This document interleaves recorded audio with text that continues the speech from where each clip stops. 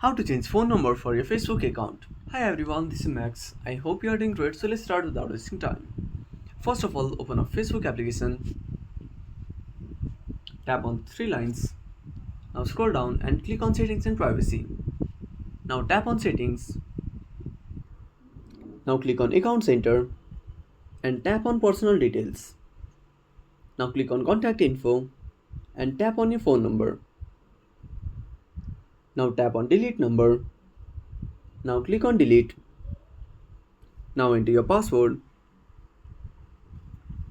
Now open up your Gmail application.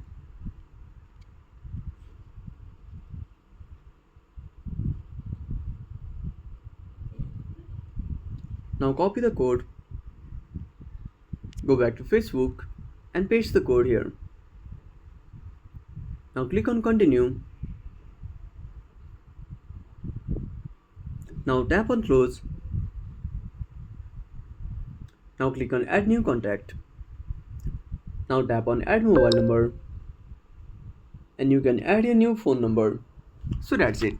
If you found this video helpful, smash that like button and subscribe our channel for more awesome content. Have a burning question, what search the topic? Drop down a comment below. This is Max signing off until next time.